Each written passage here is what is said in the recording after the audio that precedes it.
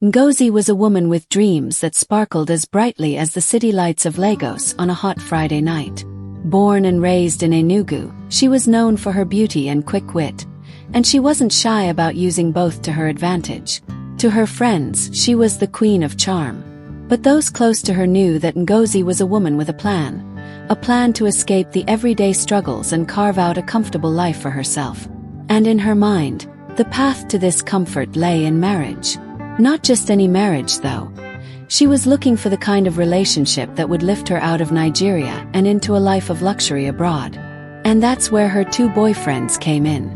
The first was Chinedu, a tall, easygoing man from her hometown who had moved to Germany 5 years ago. Chinedu was hardworking and had managed to secure a good job in Munich. He was focused, driven, and had a reputation for being generous with his family back home.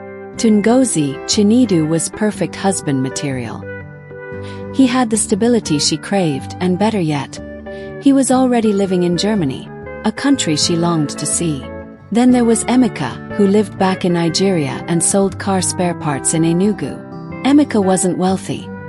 His small shop in the bustling parts market barely got by. Despite his financial struggles, Emeka was earnest and hardworking, pouring his heart into every spare coin he made. Though he didn't have the means to spoil her, he gave her small, meaningful gifts and showered her with love, promising that one day his shop would flourish and he'd be able to give her the life she deserved. He was smitten with Ngozi, even talking about their future and marriage. And although Emeka had little to offer financially, Ngozi kept him around, seeing him as a safety net, someone she could fall back on if things with Chinedu didn't pan out. So here she was, navigating her double life, texting Emeka and Chinedu with practiced precision, balancing calls at odd hours, managing her time between their visits, and never letting either suspect a thing. But there was one person she hadn't accounted for: Ebra, her closest friend, who had secretly harbored feelings for Emeka for months. Ebra had always known Ngozi's game. She had seen her friend juggle both men, watched her laugh off Emeka's small gifts while getting excited about Chinedu's prospects in Germany. While Ngozi confided in Ebra about the stress of keeping up the charade, Ebra's resentment grew. She believed Emeka deserved someone who truly cared about him, and truthfully she wanted to be that someone. One evening, as Ngozi was chatting with Chinedu on the phone, he began talking about their future. His words were filled with excitement, his love clear and honest. "Ngozi, I can't wait for you to come here." Chinedu's deep voice crackled over the poor connection. "Germany is cold, but with you here, I'll finally have the warmth of home. My sister is already planning the wedding. She says we should look at the summer season. What do you think?" Ngozi held the phone tightly, her voice sweetened with a carefully crafted laugh. "Oh, Chinedu, that sounds perfect. I'd love to be with you soon," she replied, already rehearsing what she would say to Emeka later that night. Ebra, who was seated nearby, listened with a mixture of anger and satisfaction. She knew that Emeka had been saving money to propose to Ngozi, and she'd had enough of watching Ngozi play him for a fool. That night, she made a decision. Emeka needed to know the truth. Over the next few weeks, Ebra started to accidentally bump into Emeka in town. She would engage him in friendly conversations, laughing at his jokes and showing interest in his life. Emeka, ever polite, started enjoying Ebra's company, finding in her a supportive friend. After one casual outing, Ebra decided to drop her first hint. "Emeka," she began tentatively, "I know you care deeply about Ngozi, but I think you should know she may not feel the same way." Emeka looked at her, confused. "What do you mean, Ebra? Ngozi's just been busy." Ebra shook her head gently. "I wouldn't say anything, Emeka, but I've seen how she talks about Chinedu, the man she's seeing in Germany." She paused, letting her words sink in, then added, "She doesn't talk about you the same way. I think you deserve to be with someone who actually loves you." Emeka's face fell, but he didn't want to believe it. Ebra, sensing his hesitation, continued, "Look, you can choose not to believe me, but watch her actions, Emeka. See how she behaves." Emeka took her words to heart, and when he arrived to surprise Ngozi with a gift he'd saved up for, he was determined to find out the truth. Ebra kept feeding him small details, showing him messages she'd received from Ngozi, in which she spoke flippantly about Emeka and praised Chinedu's wealth and plans. On Emeka's third night in Lagos, his doubts became unbearable. He called Ngozi, asking her to meet him, hoping to see if she'd lied to him directly. She made a quick excuse about a family dinner, but Emeka wasn't convinced. With Ebra's help, he tracked her to the restaurant where Chinedu and his family were dining. The sight of Ngozi sitting between Chinedu and his sister, laughing and looking as if she belonged, shattered him. He stormed over, his face a mixture of anger and betrayal. "Ngozi, what is this?" Emeka's voice was low, but his anger radiated from every word. Chinedu stood up, his expression quickly shifting from confusion to disbelief. "Emeka," he said, looking from him to Ngozi. "You two know each other." Ngozi's heart raced, her mind scrambling for an explanation, but the damage was done. The truth was plain, and in their eyes, she was a manipulator, a woman who had tried to play both sides but ended up losing both. The next day, word spread through her family and friends. She called each of them, trying to explain herself, but neither would listen. Emeka, wounded by betrayal, turned his back on her and soon began seeing Ebra, who supported him through the heartbreak. Meanwhile, Chinedu returned to Germany with no intention of bringing her over.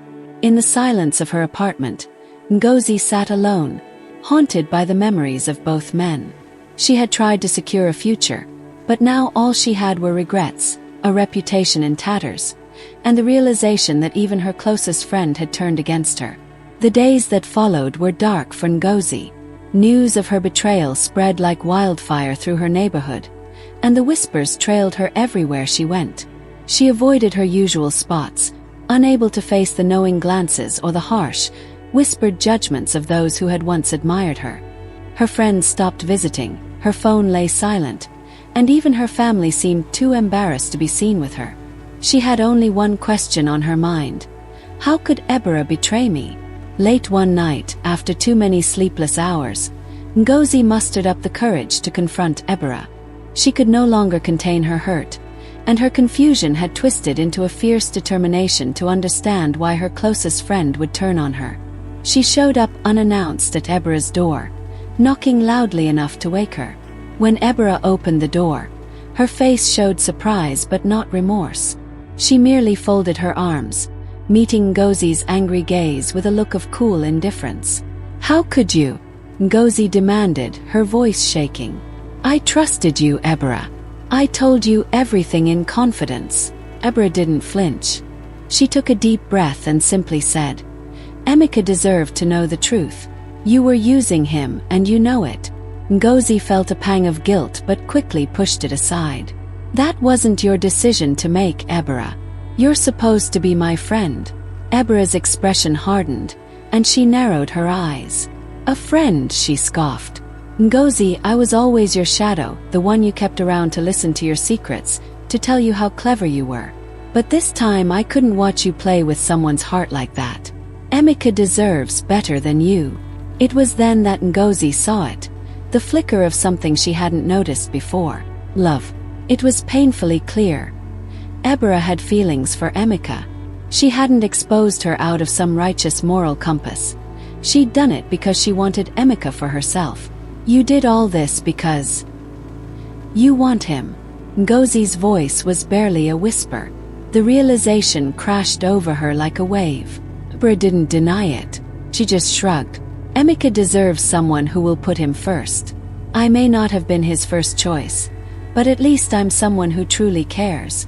Ngozi's fists clenched, and for a moment she wanted to scream, to lash out at Ebra, but she knew it would be useless. Ebra had orchestrated her downfall perfectly, and there was nothing she could do about it. She stormed out of Ebra's apartment, vowing to find a way to make her pay. Determined to get her life back on track, Ngozi decided to reach out to Chinedu one last time. She composed a message, apologizing for her actions and pouring out her heart, hoping he'd at least hear her side. She wrote and rewrote the message a dozen times before pressing send, then waited, watching her screen for any sign of a reply. Hours passed with no response. A few days later, just when she had nearly given up, a message from Chinedu appeared. Ngozi, we can't be together. You lied to me and to Emeka. I can't trust you anymore, he wrote bluntly. I'm sorry, but I've already started to move on. Her heart sank as she read the words. She had held onto a faint hope that he would listen, maybe even forgive her, but his message was as final as a closed door. Chinedu was gone for good. Desperate to avoid the unbearable loneliness closing in on her, Ngozi decided to throw herself into her work. She spent long hours at the office, hoping that her ambition and drive could, at least, bring her the success she had always wanted. But the gossip followed her there too.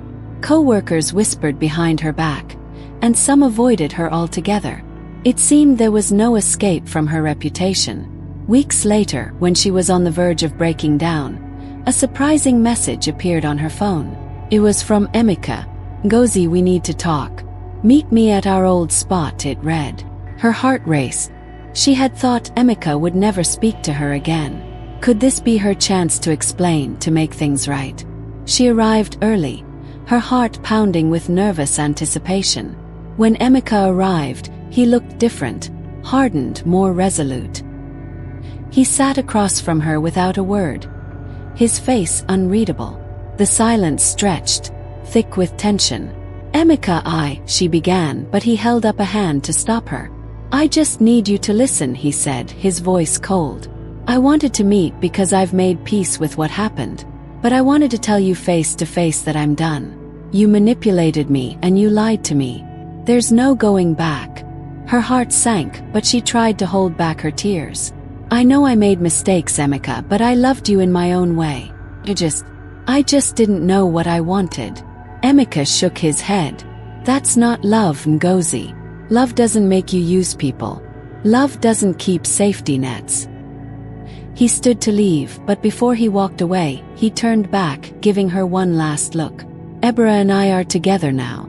She's been there for me when no one else was. I just thought you should know. The words hit her like a punch. Her oldest friend, her supposed confidant, had stolen the very thing she thought she could rely on. She watched Emeka walk away, her world crumbling around her once again. After that encounter, Ngozi felt like a shadow of herself. She no longer recognized the woman she had become. She spent days in her apartment, curtains drawn, barely eating. Memories haunted her. The laughter, the excitement, the dreams she'd spun for herself, now nothing more than bitter remnants of what could have been. But slowly, a new resolve began to stir within her. She realized that she could either let herself be defined by her mistakes or take control of her own narrative. Determined to rebuild her life, she started taking small steps, focusing on self-improvement and distancing herself from the shallow ambitions that had led to her downfall. Ngozi began volunteering at a local charity, using her energy to help those less fortunate. For the first time in years, she felt a genuine sense of purpose and fulfillment. She worked hard, kept to herself, and rebuilt her reputation bit by bit. She found solace in the idea that her actions could make a difference for others, and her focus shifted from personal gain to true compassion. Months later, at a charity event, she ran into Ebra. Standing there with Emeka on her arm, Ebra looked every bit the part of the doting girlfriend. But something was different. There was an unease in her eyes, a hint of insecurity. For the first time, Ngozi felt neither anger nor jealousy, only a quiet realization. She walked over to Ebra and, to her surprise, extended her hand. Congratulations, Ebra. I hope he makes you happy. Ebra hesitated before shaking her hand, an uncertain smile on her face. Emeka, watching from a distance, gave a nod but said nothing. The tension hung in the air, a reminder of the past they all shared. But for Ngozi, it was finally a closed chapter. As she walked away, Ngozi felt lighter, unburdened. Her mistakes had cost her dearly, but they had also taught her the value of honesty, loyalty, and self-respect. She had lost everything she'd once believed mattered, only to discover something far more meaningful in its place. A renewed sense of self-worth and a life grounded in kindness and integrity. And so, as the lights of Enugu twinkled in the distance, Ngozi finally felt a sense of peace. She knew her journey was just beginning, and this time she was ready to face it alone, no longer weighed down by deceit or regrets.